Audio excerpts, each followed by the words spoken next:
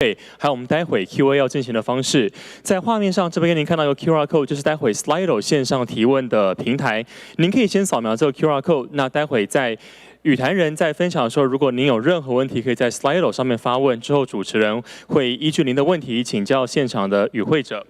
Now, good morning, ladies, and good afternoon, ladies and gentlemen. Greetings to the viewers who are watching this event online. The Taiwan Creative Content Festival 2021, I'm Gino Wang, and a friendly reminder that we do have interpretation devices available at the front desk. And please switch your receiver to channel 2 for English and channel 1 for, of course, Mandarin. At the end of today's forum, please be sure to return your devices to get your ID back. 今天论坛的主题是给卖家的话。台剧出海实战经验分享 ，Producers Talk Best Practices of Taiwanese Dramas。我们知道台剧跟电影呢，最近几年当然是越来越强大。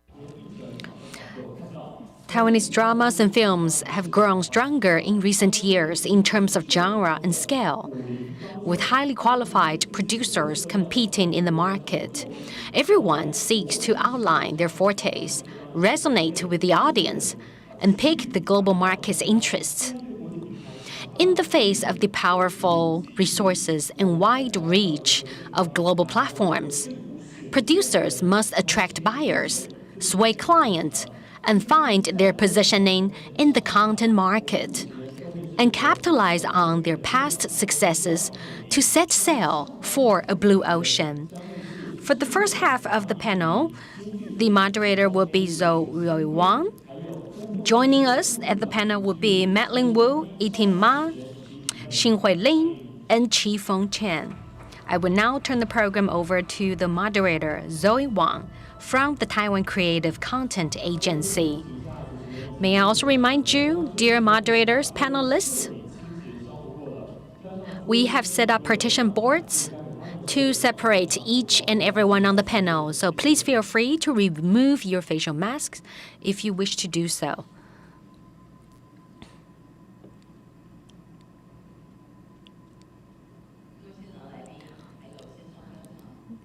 Dear guests, those of you joining us online, I would like to welcome you to the forum at the Taiwan Creative Content Fest, Session 6. Producers Talk, Best Practices of Taiwanese Dramas. My name is Zoe Wang. I am the Executive Secretary of the Taiwan Creative Content Agency. I am quite nervous because this is the first time for me to moderate a panel of this caliber. I would like to ask you for your patience. We will talk about the following topics from the producers' perspectives. So we would like to start with the international licensing of scripts. We have Ma Yiting joining us today. She represents the Three Phoenix production cost, Jian Qifeng, a screenwriter, Lin Xinhui, also a screenwriter, and Deputy Head of Drama Team Program Department of the PTS. They are responsible for producing The World Between Us, a popular mini TV series. You have succeeded in licensing the program to overseas markets. Can you let us know which markets you are in right now?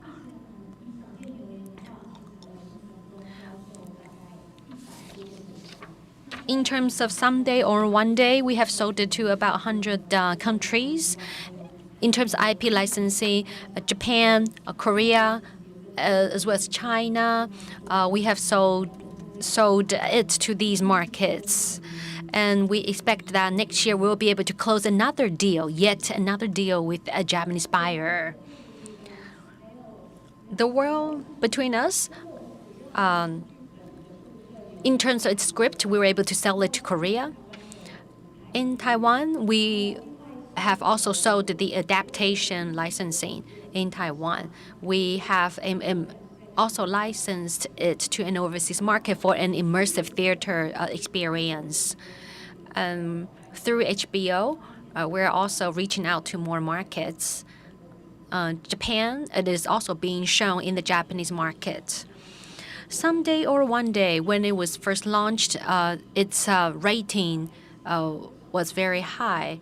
You were thinking that whether this is a time traveling film or is a thriller or is a detective film.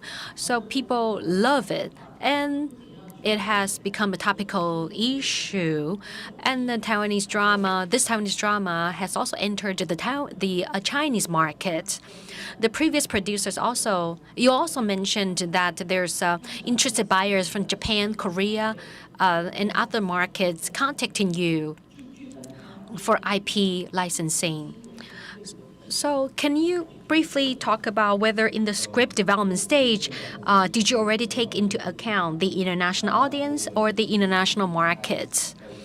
To answer your question, maybe I should put it this way. When we were developing the script, we did not really have the international market in mind. However, we have done a few adaptations before we were able to sell the adaptations to the Japanese and Korean market. So during the script developmental stage, we are very accustomed to selecting ones that are more representative of Taiwan's culture. For example, the pop culture, music culture in the 90s, or a subculture or a very specific cultural genres that would speak to over that would have a more of an international appeal. For us, we did not specifically target international audience during the script writing stage. However, in the initial stage, we would, when we do our research, we would in fact make references to the Japanese market and Korean market. We would think to ourselves whether this is a universal topic. I think maybe we could put it this way: when we discuss and develop the screenplay, we look at whether it's associated with what we all have in common as humans. Many people ask, why is the campus life, high school life, a very common thread that can be found in a lot of Taiwanese dramas? I think that teenage transitional stage is a unforgettable memory in many people's heart. So it could really speak to a lot of people. So some of our dramas, for example, 三峰之边, that has a lot to do with teenage life, young adulthood. We didn't really create it because we thought, oh, Americans would like it. We created because we thought that this is a representative of our cultural strength. Thank you for your feedback. The drama involves time travels. It also involves young adulthood issues. Can you tell us more about the drama? Sure. When we first started out, we didn't really. We started asking questions. We asked the producers, "What do you want? What do you like?" Something that really touches people's heart, something that will make people shed tears. So when creating this particular drama, Taiwanese market didn't really have a lot of the detective thrillers. However, back at the time, this market situation was different, and there were a lot of dramas based on day-to-day office lives. However, we wanted to do something different. We wanted to have a detective element in there. We wanted to have a thriller element in it. Later, we added the idea of time travel. So to create this mystery-based miniseries. So we also decided, how will we end the first season, and how will we how will we kickstart another season with the intention to retain the audience attention. So we spend most time discussing these coordination or connection points when creating the screenplay. Thank you for your feedback. For me, of course, it is our hopes and dreams to go into the international market, but it boils down to the story itself. The story has to be captivating, and you have to have great characters. You have to have a great plot. Therefore, for example, my company works on commercial scripts. However, I often tell my colleagues, you can write the scripts however you want, as long as it's a good story. You do not need to consider any specific market. So with this specific drama, we got stuck for about 2 years. The leading character died. So how do we continue? Now that the leading character is no longer there, so somebody through time travel was found. This person looks exactly like the main character that had already passed away. So we were able to continue the story. The World Between Us was the first drama here in Taiwan where we used big data and crowd sources in order to develop the script. It is also on a mass homicide, random killings, so it's a very sensational topic. So these local to global theme has been very popular. We see them in Money Heist, in Squid Game, and mystery, detective, and criminal crime. These are probably the genres that are most easily acceptable by the global audience. So how do you balance between Taiwan's unique culture and international audiences' acceptance?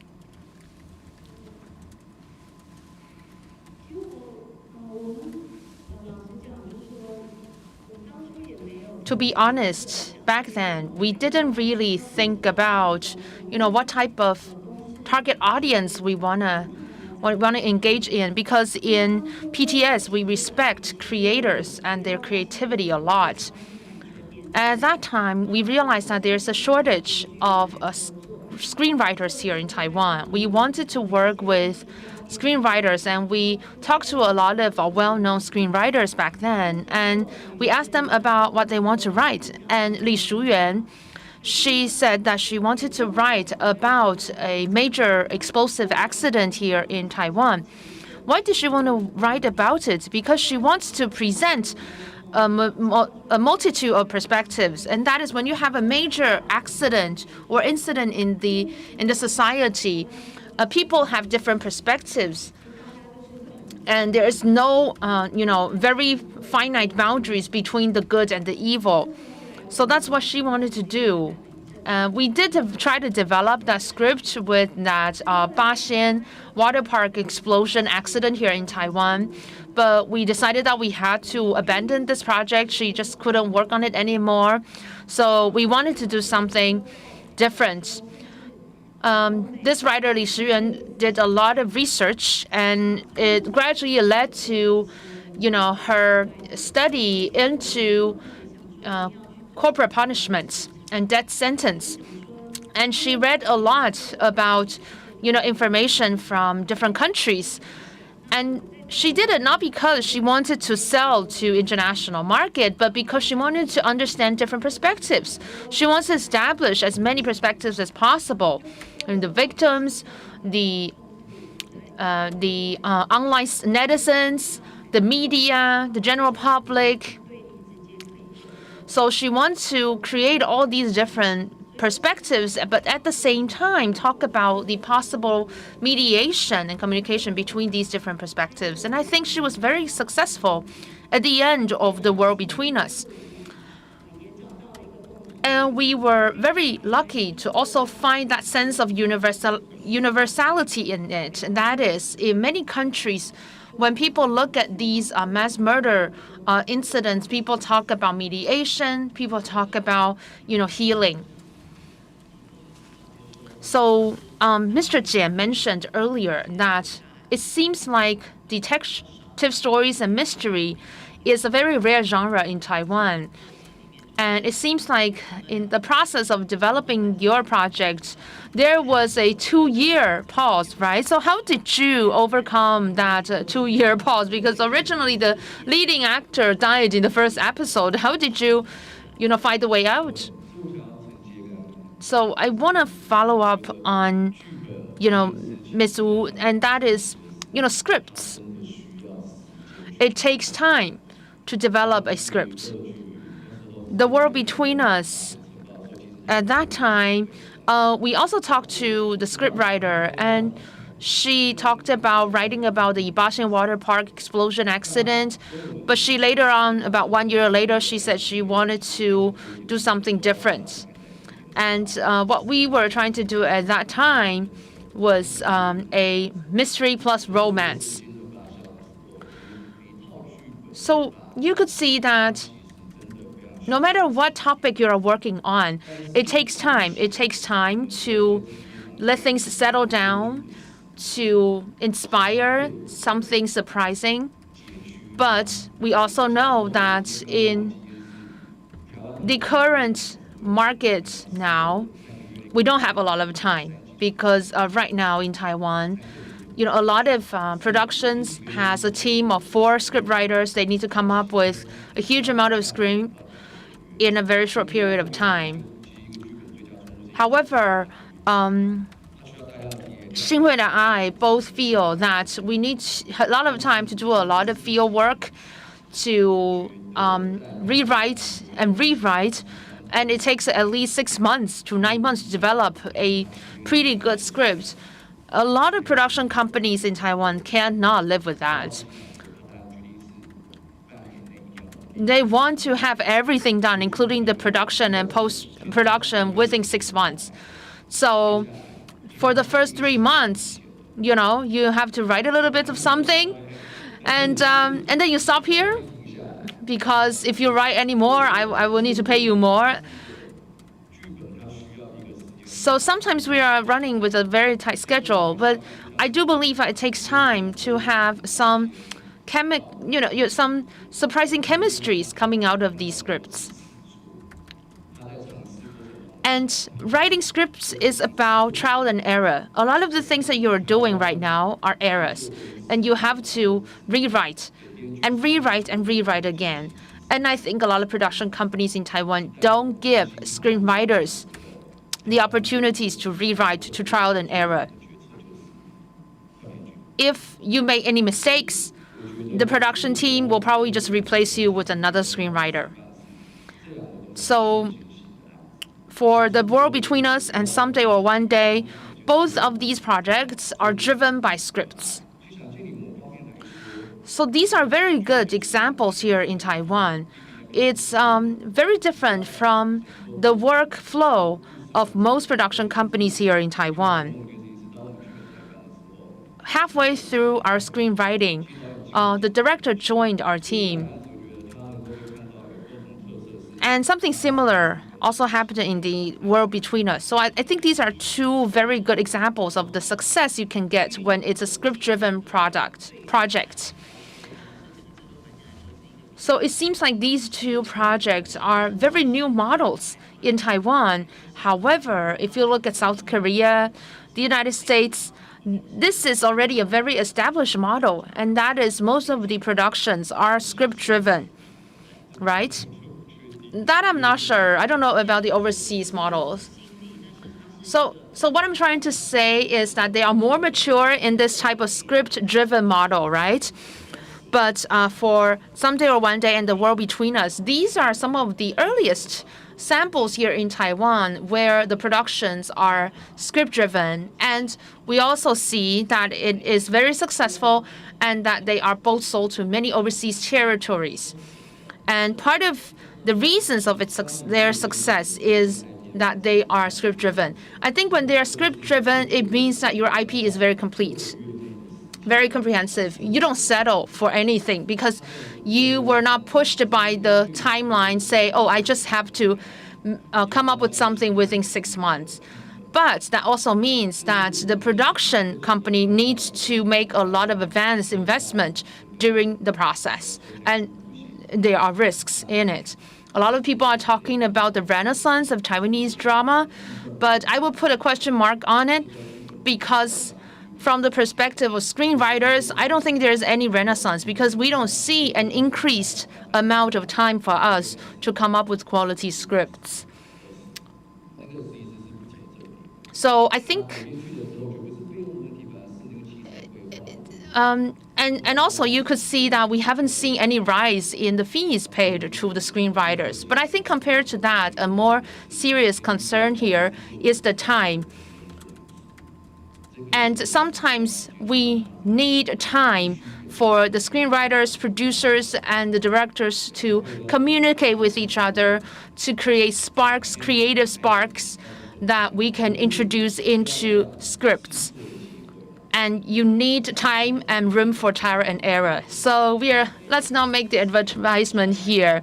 At Taika, we have projects to assist you to develop scripts.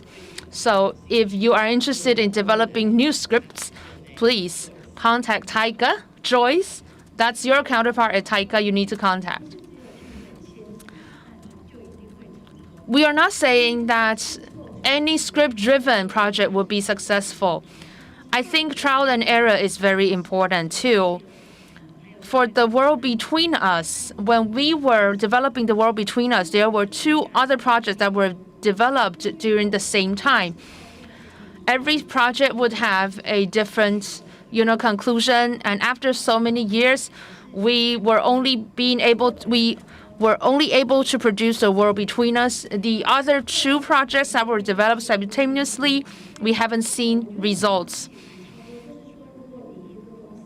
So as a company, if you want to invest in script and script development, maybe 1/3 of your projects will be successful, and that is a very modest and realistic estimation. From the point of view as a producer, what do you think about the script-driven model? What's your pressure? I will echo what Madeline Wu has said. In my production company, when we were developing Someday or One Day, we were also developing other projects. Some of those were proposals from platforms, some from directors, some from our own planning division. They all ended up in different places. So, for example, Someday or One Day, or another project that has been very successful with our company. I think what we did was that we started with scripts, and we believe this is a model where it is more possible for us to come up with a quality work. We wanted to reserve more time for scripts because we want to come up with quality script, and we believe that our audience will be able to see the difference. So now that you have developed this script, how do you know if this is indeed a script that your audience or spectators would love? We do have some, planning. We do have a planning division in our production company who will look into this. And if we determine that this is a successful script, we would look for suitable collaboration partners. For example, this would be a script that's more suitable for Netflix or more suitable for Fox. We would seek out these platforms to see if we can collaborate.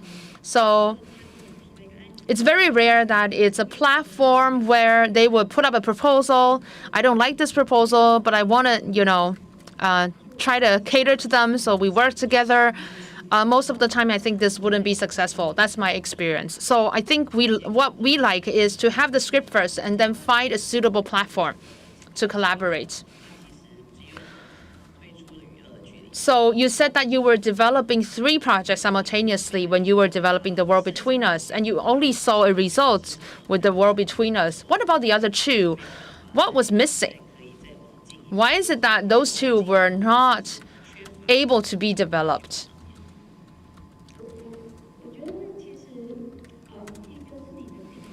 Well, first of all, positioning. The other 2 projects, I think one of them was more clean to commercial, but PTS is a platform or a broadcasting company that focuses more on more avant-garde or experimental materials.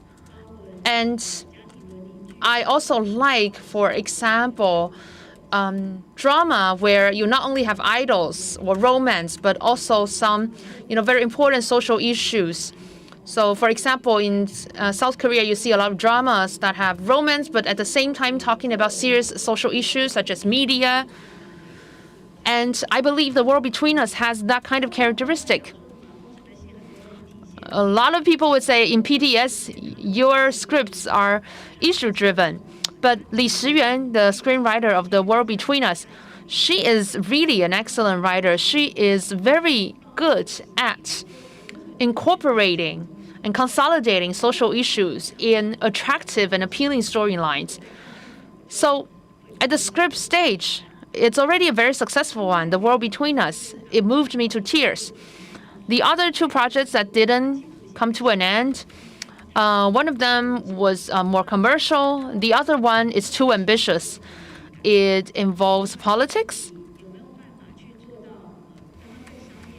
And at the same time, it didn't find a way to create relevance in the audience where they can find the commercial value in it. Today, we are talking about best practices. And I think Someday or One Day and The World Between Us are very successful in distributing to international markets. So we have to come back to the commercial side of it. When you negotiate with international buyers, what are some of your lessons learned?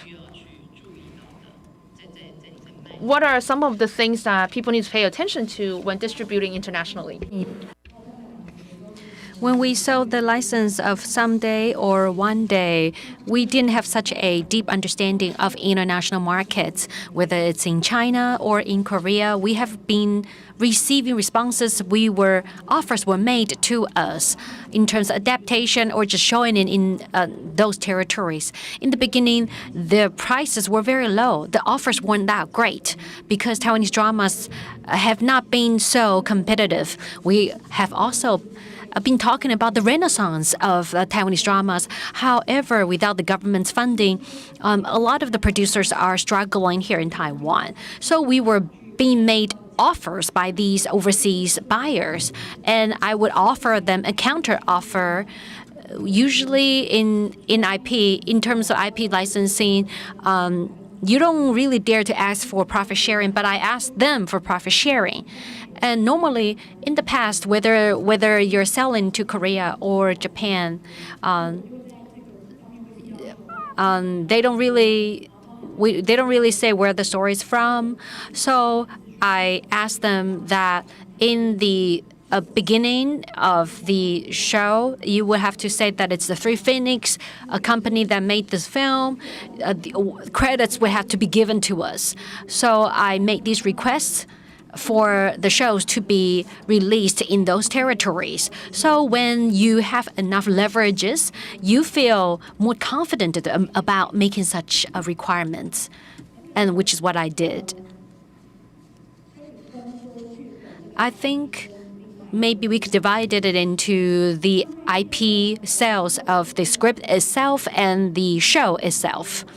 In terms of, we were very lucky that the Damu and Li Yuying joined the team. They created really great trailers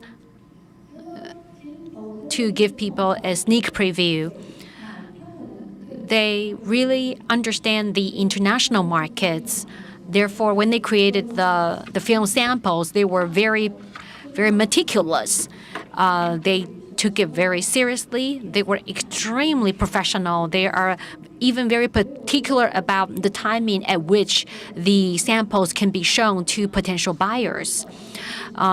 These colleagues of mine do understand how to present the storyline. A lot of the directors sometimes handle the trailers themselves. I think such a trailers should be handed to the professionals, whether you want to focus on the story itself or the characters themselves. So these people that we worked with are extremely professional in presenting the trailers. However, many international buyers were very interested in buying the IP from us, and they made an offer to us. From a public TV perspective, we were in fact pleasantly surprised. The prices that we received or the offers we received is actually very close to our production costs. This had never happened before. We were very pleasantly surprised. So after the great success of this film, of this TV series, we were approached by 2 buyers from Korea. So we asked them to make an offer. Their offers were quite similar to each other. Therefore, we were able to use them and have them compete with one another. So they had to put in new bids, and they would have to put in a proposal. Each have to submit a proposal telling us more about them, what kind of productions they handled in the past, what kind of platforms do they plan to launch it on the platform. They really wanted to expand it into a 16-episode show. However, we only had 10 episodes, so we wanted them to explain to us how they prepare to expand the drama. So eventually, one of them was selected because in Korea, a death penalty has already been abolished. So that apparently shouldn't be part of the storyline if they were to adapt it into the local context. And with regard to the mental disorders and the context surrounding that, that will be kept pretty much like the original one. However, they wanted to remove the schizophrenia reference in the film. However, the director insisted that that particular story should not be removed. And luckily, we were able to reach a consensus, and that particular part of the story was retained. So I think this is a great example that when someone comes knocking on the door and making an offer, you want to take your time. You want to negotiate with them. You don't want to be selling yourself short. And it's like sending a child away. You want to make sure the child is taken care of. You want to know what their plans are in terms of adapting the story to fit the local audience preferences. So I believe this is a great beginning. These are great takeaways. Thank you so much for sharing. Another issue I would like to touch upon is that I would like to have you talk about where you say the market would be headed to in 5 years' time. I had a chat with Phoebe earlier, and she has some great ideas. Maybe we'll start with her. We've seen a rapid rise of OTTs in Taiwan. There are a lot of resources going around in the market. However, this is to the concern of many. Normally, you would allocate 3 million to create one episode, but now people are thinking about maybe I could allocate 10 million, 12 million. However, can you really make a return on the investment? So without the government funding, are you going to be able to recuperate the loss? In order for the industry to grow and prosper, not all production projects are commercial. We understand. Some of them are more experimental. However, when the experimental ones that are funded by the government saturate the market, this is not going to be viable in the long run. I come from a very long-term production company. So my background made me realize that it's very important to consider the business viability of these projects. So I think what you're saying is that just because your production costs, you have a lot of production budget, doesn't mean that you would be guaranteed success. You have to have good content to begin with and not rely too heavily on government funding.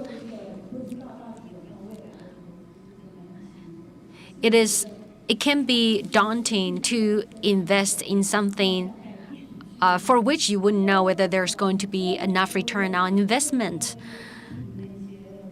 In the past a couple of days, I went to a lot of the pitching sessions, and we saw similar stories that came up in the incubation project 2 years ago. And then I was sitting in the audience, and then I realized there's another story that came up again. The story was launched 2 years ago, but it didn't receive the funding. Now, onto the Squid Game. One team several years ago in the pitching session had a very similar idea. The story was set in Taiwan, teenagers wanting to survive. And so we saw such great potential. However, the market, the overall landscape was not mature or developed enough to allow these stories to be identified and to be given enough funding to be further developed. You will need time and resources, financial resources, to develop the screenplay into a real project. Sometimes I see that sometimes the script isn't ready at all, and it already is attracting a lot of investment. Why not spend the money on ensuring that the script is done right, and is ready in the earlier stage? Thank you for pointing out these pain points of the content industry. Mr. Lin, the general manager of Taiwan Mobile, once said that in order for the content industry to take the next step, it is necessary, just like what you've said, to go back to the script, to the screenplay is of paramount importance. So I would like to ask the other two screenwriters. Screenwriters play such an important role in creating a new screenplay. So screenwriters' perspectives are, maybe we'll hear from Ms. Lane. Sometimes when you make a project, it is as if you're setting off fireworks. It only lasted for a few seconds. For me, I'm not able to take a macro perspective and to predict the future. I think for screenwriters, it is important for us to work on what we are good at. In the future, we will see an increase of Taiwanese local topics, mystery, detective stories. However, not all screenwriters are trained or skilled in writing such a script. So when I interacted with my overseas counterparts, sometimes then that's when we realize what Taiwan's strengths really are. For example, romantic comedy. Sometimes when we try to sell our content that are more topic-driven to, for example, the Korean market, they would be like, okay, that's interesting. However, what about romance, like romantic comedy? So this is a direction. So the Taiwanese market has taken on a new direction. However, the overseas market really are still interested in what we consider, in what the screenwriters consider to be old topics, dated topics. This is something that we are actually not too bad at creating. However, we believe we must move on. We must work on new topics. So we have moved away from romantic comedy. If that's your only forte, that's your only strength, then you just get really good. Become an expert in writing romantic comedy screenplay, and that will get you somewhere. In recent years, I have dealt with a lot of officials from the Ministry of Culture, and I have come to realization that not a lot of people give a lot of flexibility to screenwriters and respect their perspective. Sometimes in a workshop, people want to talk about how do we systematically cultivate screenwriters' talents. How do we train a lot of screenwriters to target specific genres? I think this comes from a complete lack of respect for the creativity and the originality of screenwriters. You're creating a lot of screenwriters using cookie cutters. In Japan, they have a different direction. Of course, the government provides subsidies and funds. However, they are more focused on creating a niche market. They're focused on realizing and capitalizing on the characteristics of the Japanese screenwriters. So now it's very easy for us to name famous Japanese or Korean screenwriters, and they have earned respect around the world. However, when I asked my students who are the most famous screenwriters in Taiwan, they could not name more than 5, because the screenwriters are unsung heroes. They are not really they do not have such a strong profile or visibility in the industry. So I believe it's important for us to not just to cultivate screenwriters, but to make sure they have a very distinct personal, individual style instead of giving them a fixed direction. So sometimes the screenwriters are limited by people's expectations. Therefore, they cannot set themselves apart from other screenwriters. So you were saying about, your negotiation with international buyers, and you said that they want the name of the screenwriter. So that's a very true testament of their respect and aspiration to screenwriters. Phoebe, so anything else you can add to this? How do we, allow screenwriters to develop their own personal styles and let screenwriters be seen in Taiwan's, cultural creative industry? How do we create an environment that's more friendly to screenwriters? I think we need to come down to the very basics, and that is respect. So whenever I work with screenwriters, I would put myself in their shoes. I know that there are some producers who are very good and they can write scripts as well, but I'm not. I know that screenwriting is also an expertise. Whenever there is a conflict between myself and the screenwriters, I wouldn't make it personal. I would focus on, the skilled and expertise perspective. And I also hope that in Taiwan, screenwriters can share a part of the profits. Because right now in Taiwan, most of the time, the licensing rights will be taken by the production company. Sometimes even if your IP is a smash hit, the screenwriters wouldn't get more money. They wouldn't get more profits. Because we know that everything starts from the scripts, right? The script is the foundation. You need to have a good script in order to make a good production. If the script is bad, it's impossible for directors to, wheel magic. And I know that in PTS, you are doing something different, right? Yes, The World Between Us, when they are sold to Korea, when they are sold for adaptation to stage play, the screenwriters get her share of the profits. And also, The World Between Us is now being adapted to an immersive game because it involves this IP, so the scriptwriter got her share as well. So we are establishing this model. That's correct. And something very important here is we are talking about respecting screenwriters. People may think, hey, everybody has an idea. Everybody can have an idea. They can come up with a story. And a lot of people would say, hey, I have put down some comments and feedback in the process. I should be listed as a screenwriter as well. No, that's not how it is done. Yes, you do provide some feedback, but it's because you're part of the crew, part of the team, right? So if you are a director or a producer, don't try to put your name on the screenwriters list.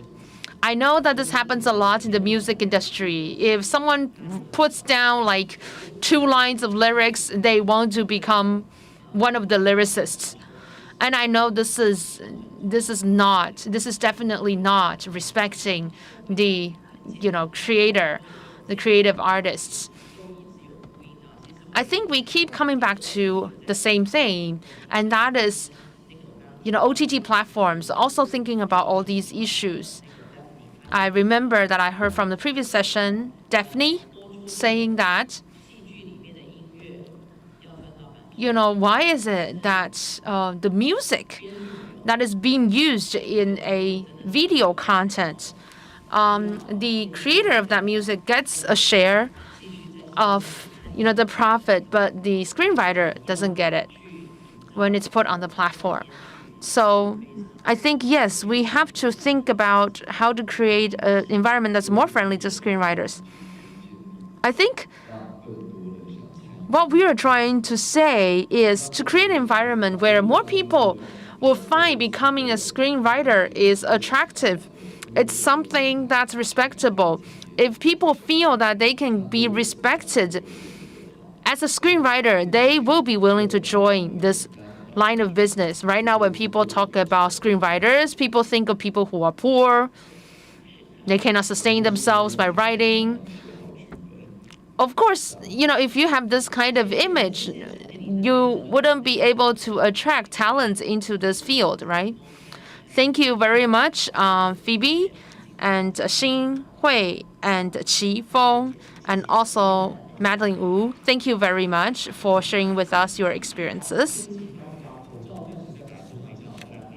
Let's take a group photo, please.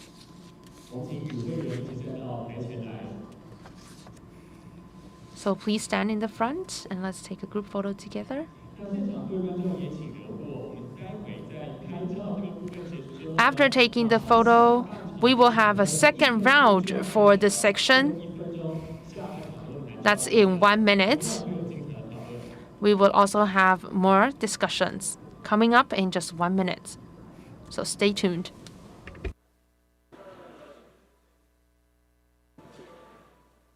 Thank you again, our moderator, and also our panelists for the first round of discussion. Thank you very much. The second round of discussion will feature Liu Wanling, Sarso Zhou, and Sean Zhuang.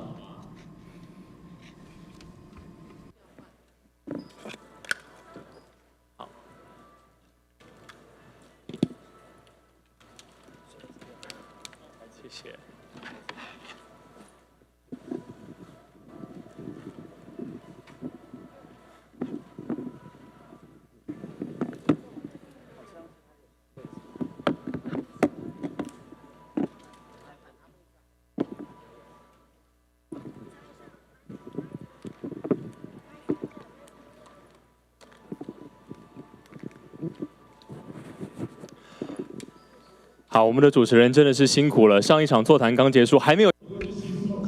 So our moderator will need to remain on the stage and moderate 2 sessions in a row. That's pretty hard work. So please wait us for a moment. We are rearranging the setup on the stage. 好，谢谢与会人。那再次也提醒台上的各位贵宾，我们在待会访问期间，口罩是可以暂时。You can take your masks off when you're talking on stage. So let's all take a sip of water. So our moderator, the floor is yours again.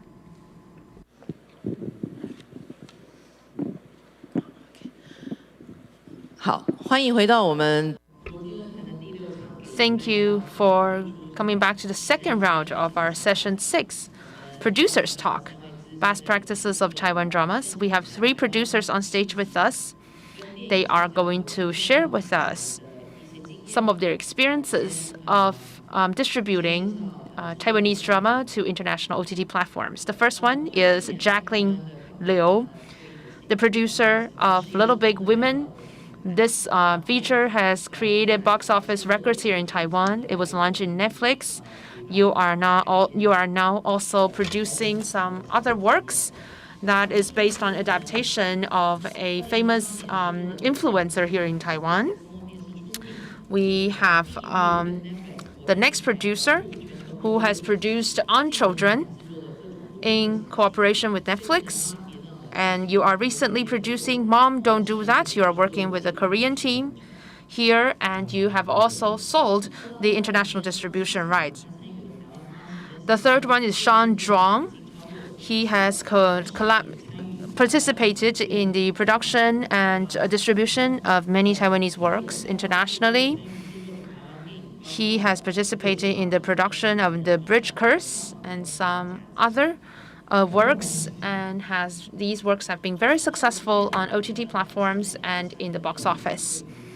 Now I would like to start with the first question, that is your experiences in marketing your work to international platforms and international markets. How do you package your work? How do you compose your trailers or teasers? How do you present? What's the timing for presenting these projects to the international platforms? Jacqueline first. My experience now focuses only on features and movies. So if you talk about movies and features, in the past, before international OTT platforms appeared, the distribution of movies mostly relied on another team. So you have to rely on, for example, international sales agent to distribute your work to other territories. I used to produce a feature in mainland China, and the international sales agent for that movie was in the Netherlands, called B4 Films. For Little Big Women, after we finished the editing, when we were doing post-production, we started to talk to international sales agents. We approached some international sales agents that were sales studio. So we found the international sales studio of Jun Wu, who is a very famous sales agent here in Taiwan. And our original plan was to participate in international film festivals starting from early 2020. However, the COVID-19 occurred, and June called me and said, because of the pandemic, we know that a lot of international buyers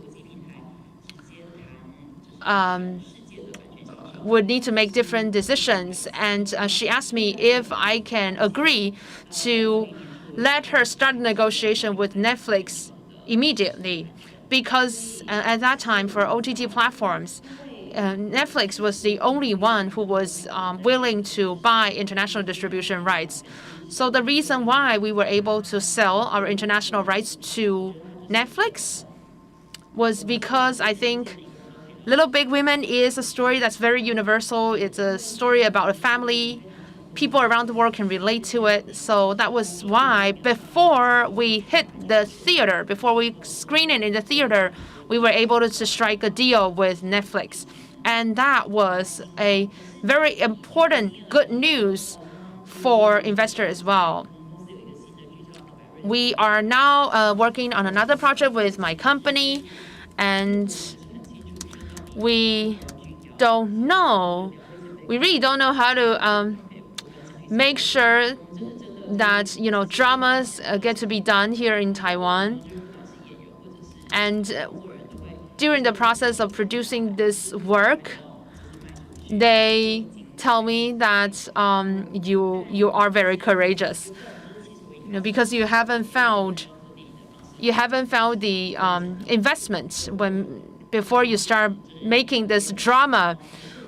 But it's because we are new to drama. We have been working on movies. Now we are already talking about the distribution rights with international platforms with this new work.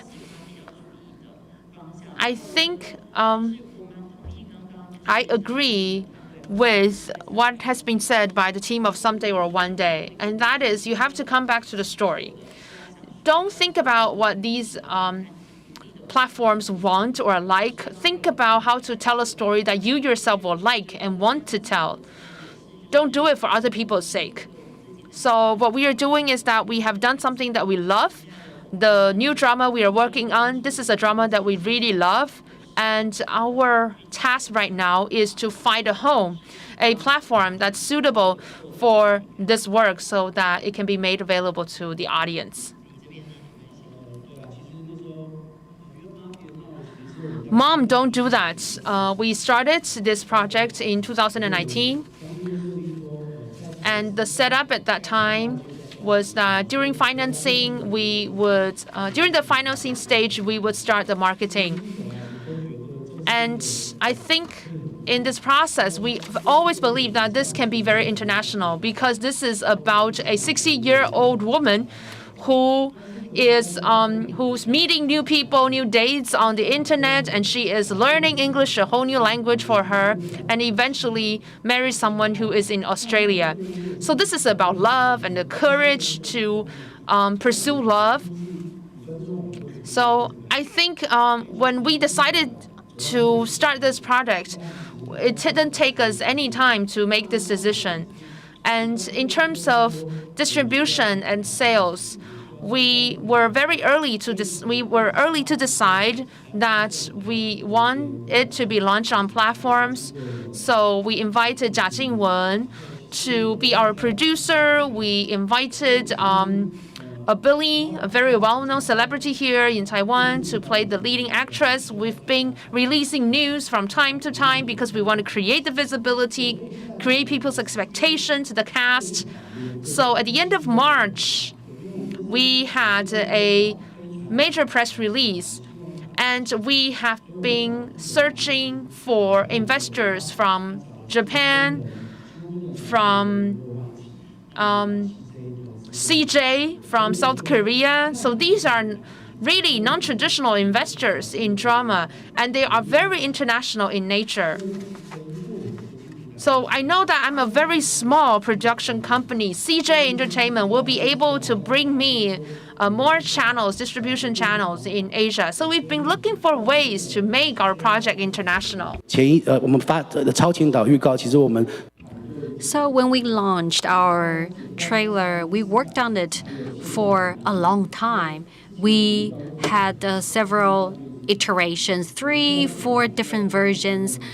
We wanted to create one that would really have an international appeal. So we created the first episode. We took snippets of the first episodes. We created the trailer and then sent it off to international buyers. So we were using methods that we would apply to making films to this series, and we had great trailers, we had great content, so that we were able to tap into the international market. You said that you gave them the trailers. Can you tell us more about that? I gave the international buyers the trailers and the and portions of the first episode before we even launched the film, launched the series on the OTT platforms. So you have had a very elaborate plan. You knew what you were doing. at any specific point in time in order to create the desired result. It is true. It comes down to teamwork. We talked with the director, the marketing team. Step by step, we came up with a plan. Last year, because of the pandemic, there were not a lot of new projects on the market. We started in 2019. We had to raise funds. We've had many sleepless nights. You just don't get that sense of relief until the premiere. It takes a lot of teamwork.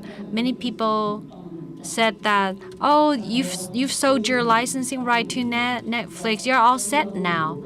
However, we had to do a lot of homework. We have to aim for the highest quality. You want data consumption. You want streaming. You have to grasp the opportunities yourself. What about you? You have produced over 50 different titles. So in terms of communicating with the distributors, in terms of, I wouldn't say negotiation, but in terms of communicating and partnering with the stakeholders, what can you tell us? In 2011, I started my career in the industry. I worked for the Deli company. This company produces and sells films. There were not a few of those in the market. Now there are many. So the company owner said to us that we would make our own programs. For example, Cao Shaoyi and Eric, who now runs another production company, all worked at our company. Our first IP project was with Mayday's boys band. We were the first among the first group of people that created 3D concert films. We were able to sell it to over a dozen countries. It was a time when there were no international platforms. And we actually won awards at the time. There are no more than a lot of people were not able to sell their content to more than 5 countries. However, the 5DNA, Mayday DNA, the project that we created were able to be sold to over 10 countries. We also worked with the public TV station on another project. And the name of the project is called The Soul of Bread. We were able to sell it to Hong Kong. We were able to make a good deal. And we were able to have a good cast as well.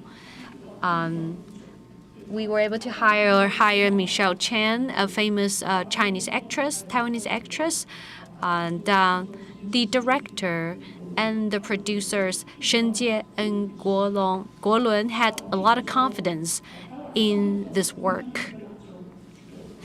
And you are the apple of my eye. Another project that we produced also became an instant hit, and it was streamed on the OTT platform, which later became My Video. So tomorrow, when Disney Plus is launched, you'll be able to see all these projects on the Disney Plus.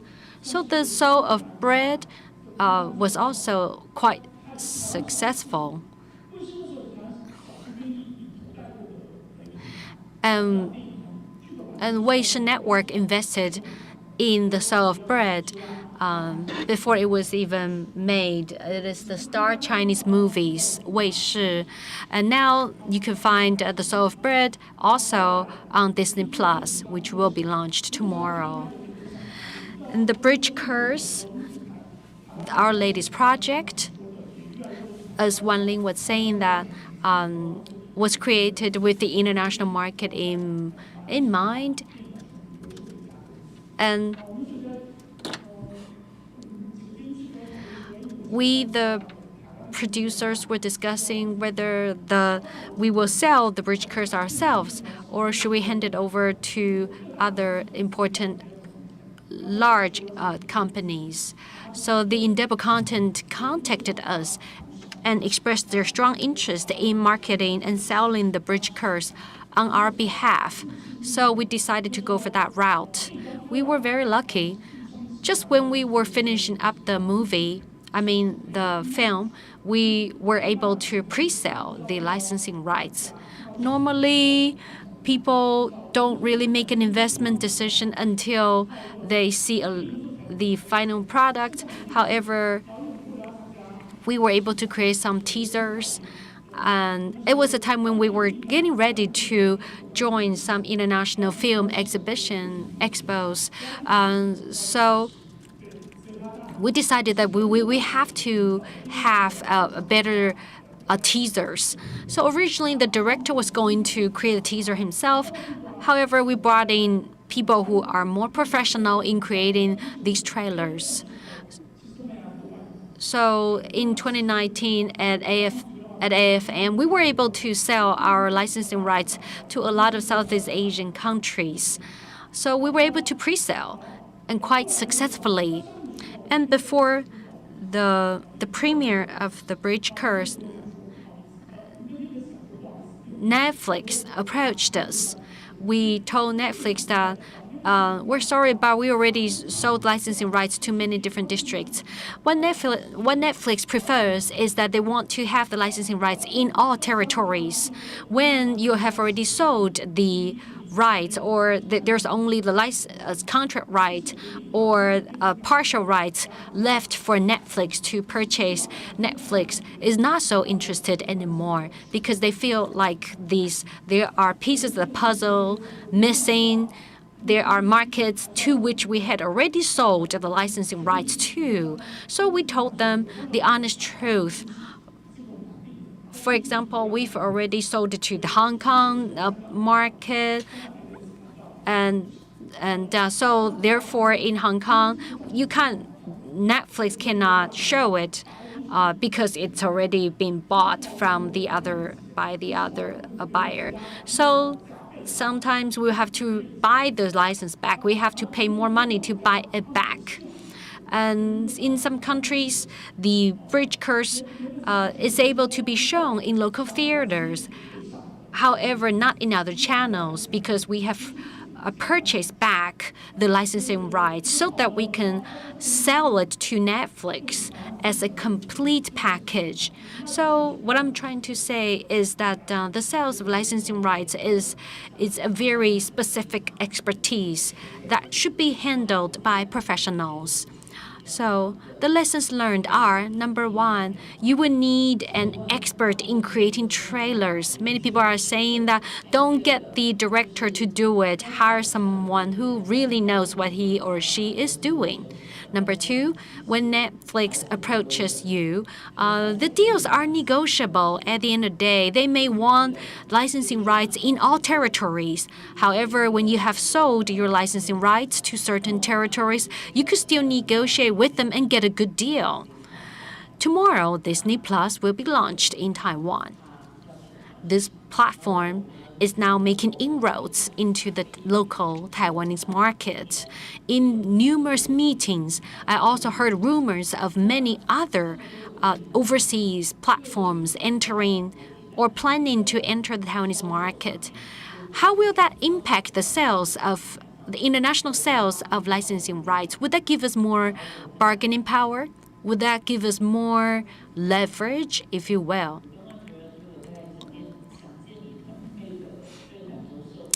When I heard the story about someday or one day, I was very inspired. Like what had already been mentioned before, the production costs in Taiwan are rising rapidly. However, whether it's traditional cable TV or the Taiwanese OTT platforms, this has become unaffordable for them. Therefore, we need funding from international platforms because production costs have skyrocketed. Although we have more international OTT platforms in Taiwan, but they're still limited by the fact that there's only a handful of them, and they have their own preferences as well. To tap into the international market is everybody's dream. When you have such a high production cost, you will have no choice but to sell to international OTTs. And when the local OTTs begin to shrink, you will have less bargaining power. In fact, I do not have a solution for that because I'm new to the industry. I wonder what the other panelists think. I would like to follow up on that thought. Of course, ideally, you want to you want to make a TV series and it could be made available to the local audience, but you can't sell it to the international big platforms. Then what do we do next? It is a conundrum. In Taiwan, we know what we're capable of. We know we have come a long way. However, the local audience might have to log into an international OTT platforms to watch this type of high-quality Taiwanese dramas. For example, the Koreans' Studio Dragon is a great example of establishing an ecosystem so that they were able to connect resources. The OTT platforms work with the TV networks to keep the IPs in Taiwan. Otherwise, at the end of the day, you sell your IPs to international platforms, and the local audience cannot watch it on the local channels. They have to subscribe to international channels to watch these Taiwanese dramas. So we have to collaborate.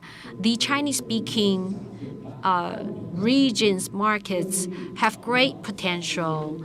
I'm not bold enough to go into making films. However, for the streaming content, you have more leverages. You have a longer a production period, so that we need to look for more leverages to enhance the overall quality of our production. So what we need to think about is more than introducing or selling our Taiwanese drama to overseas countries, but also how to enlarge our consumer base, right? Yes. I think we've been talking about adapting IP. Of course, we are ready to do it. We have all the talents there. However, do we have the market for it? We cannot imagine about this market because our market is probably not ready yet. And we also want to make sure that whatever production we are putting out, it can actually make a profit so that investors are willing to invest. I think international platforms are more helpful for dramas instead of movies. Because when international platforms procure these works, it's more of a B2B process. And for the production side, if your platform has bought the exclusive rights, of course, I need to at least receive the payment that at least can cover my production cost. International platforms are willing to pay more. That's true. So I agree with Chen that how do we work with international platforms? Local platforms also need to work with international platforms. For movies, I started this line of work in 2002. Taiwanese movies have never been particularly particular in international territories. Only Hou Shaoxian or Cai Mingliang, these will be the people who will be able to distribute their films to 20 or 30 countries. Most of the Taiwanese movies will be very limited, even including Apple of My Eye. This is, a box office hit in Asia, but it's only distributed to like a dozen countries. It's not like 20 or 30 with the works of Hou Shaoxian or Cai Mingliang. So international distribution will not cover the cost of movie production. That's for sure. But I would also like to thank Wan Ling because Little Big Women was sold very well in a very good price with to Netflix, and so that's a very good successful case. And of course, in our circle, we exchange information, so we know, roughly, approximately how much they receive. So when we are negotiating, we will put a little bit of margin on top of that to see if we could get a better deal. I think if we can see Taiwanese dramas or works performing very well in Netflix or in other international platforms, of course, we will be able to get better deals for future works. For example, The Bridge Curse has become one of the Taiwanese movies with the highest clicks on Netflix. When a Man Falls in Love, this is also a movie that has been performing very well on Netflix. So I would encourage everybody to really click on Taiwanese content on these international platforms, because if they record more clicks, this means that they are more willing to pay more for future works. South Korean dramas, they started like 20 or 30 years ago, and they gradually accumulated their reputation. Before Squid Game, there was another Korean drama that hails very well on Netflix. And I think so. The success of Korean drama is not an overnight success. They has accumulated a long term of reputation. And so when you have this kind of reputation in the international market, you will be able to gain more access and more a better deal. So if we want to sell to international platforms, a lot of people believe that they have to put in more production budget in order to have a better deal. Is that true? If you want to sell to international platforms, do you always need to go for co-production, or do you go for self-funding? How do you think about recuperating your investments?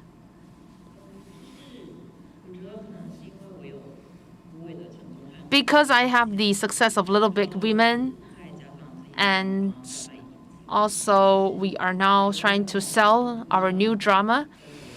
So to a certain extent, I think it is more possible to recoup your investment in movies than in dramas, because the movies, it's very direct, right? If it's good, if it's a good reputation, people buy the tickets and watch the movie. So it's ticket by ticket. You see the revenues generated. Dramas nowadays, you need to invest more in creating a piece of drama. And for example, Mom Don't Do That. It's a very similar genre compared to Little Big Women. And you also need to travel overseas for your production. The whole genre and the whole scale is very similar to Little Big Women, but you have more episodes.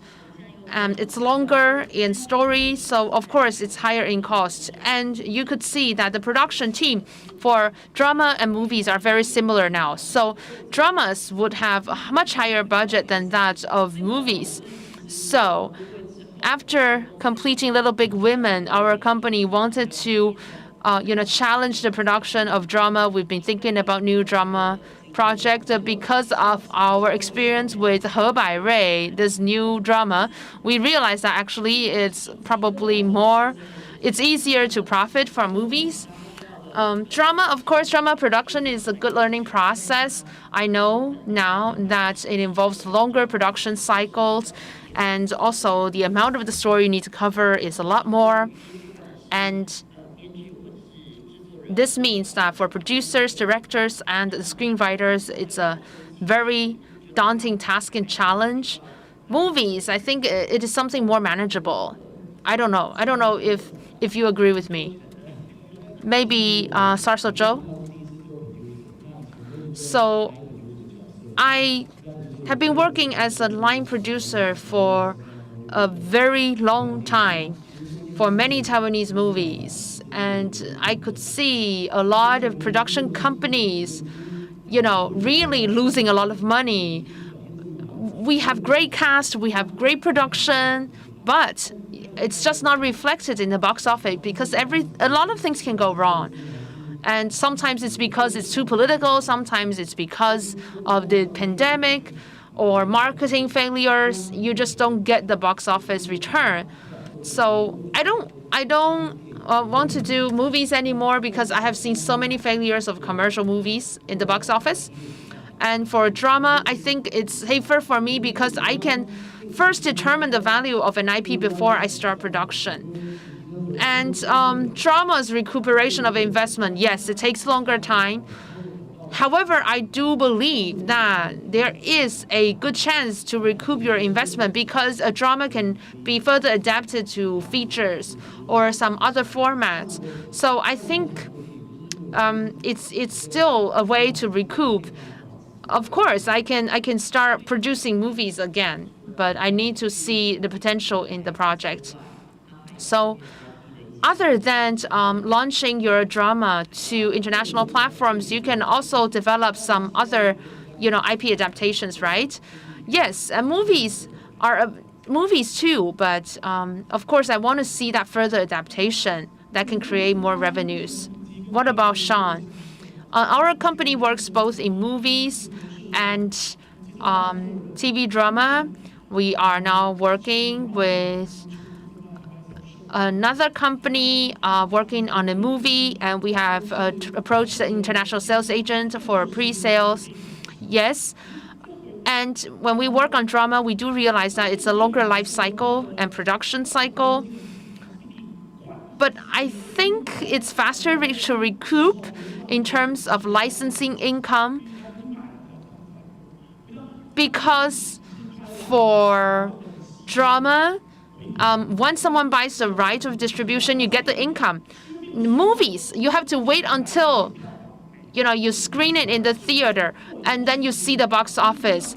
And after a while, the movie theaters will wire you the box office profits that is your share. So I think for movies last year, it was a very excruciating year because the movie theaters will wait for 6 months before they pay you the box office profits. So I think in terms of the speed of recuperating these investments, of receiving the income, it's a little bit different in drama and movies. Coming back to movies, other than box office returns, of course, you can launch it on OTT platform as well. There are now OTT platforms here in Taiwan who would buy the debut right or the second screening right or a third screening right. Of course, it's a different story if you sell exclusively to Netflix. There is a movie produced by PTS who has procured the debut right of this movie. And for the first 3 months, it's exclusively screened on Hami TV, which is an OTT service by Zhonghua Telecom. And then 3 months later, you will be able to see this movie in other platforms. And so this type of model will create a long tail effect in creating income. Now, I would like to ask all three of you to share with us your future plans and also your expectations on content creation in Taiwan in the future. I am very grateful for Taika, especially Joyce, for your work because after we started working with Taika, we were able to, as a production company, to garner more resources to develop more projects. We have 2 movies and 6 dramas in progress, in development right now. And we have pitched 2 projects in TCCF this year. I think this is a very important timing where everybody can come up with their ideas, and we have a bright future ahead of us in terms of content creation. The Ministry of Culture has always supported us a lot, and Taika is a tremendous help as well. And This year, I serve as a member of the panel for the Quality Screenwriting Award here in Taiwan. And I could see there are a lot of promising young screenwriters in Taiwan. And they can come up with projects that are very different from what we have worked with. So I am very optimistic about the future. I am very excited about my projects that was included in the Golden Horse Project Market.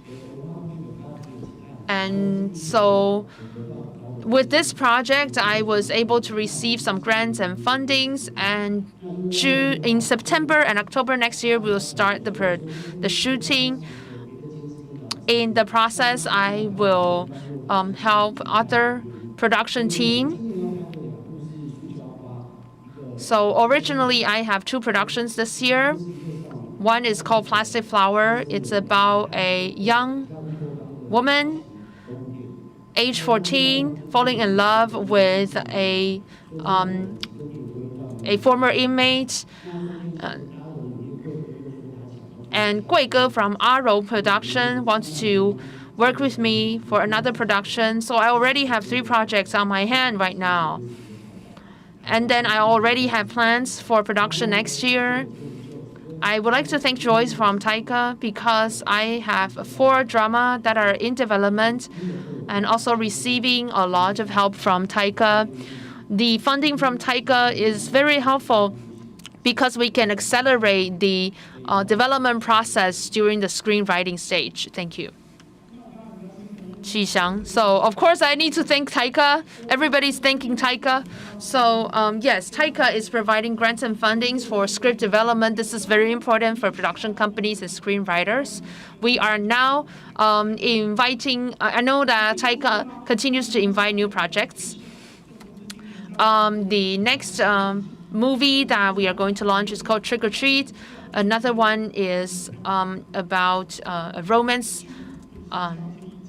So our production company has provided a lot of inputs to our to the directors. We are also going to launch a sequel to The Bridge Curse next year.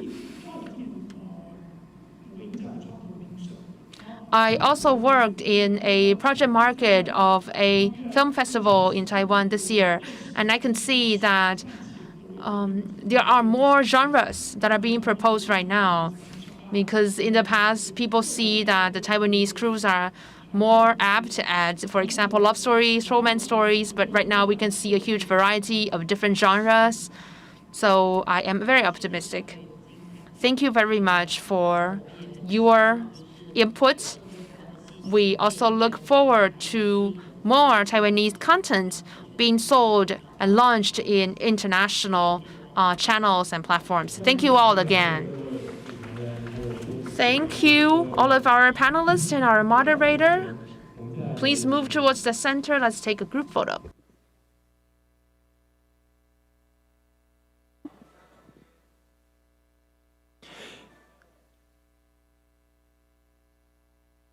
要不要比个赞，或是要不要请主持人站到中间，然后好，没问题。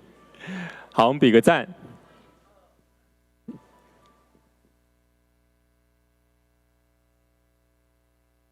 那谢谢。那当摄影师在为我们拍照留念的时候，也提醒现场的各位贵宾啊，今天的论坛到这边我们先告一段落。明天同一个场地，我们还会有3场精彩的论坛，欢迎大家来到现场或者在线上和我们共襄盛举。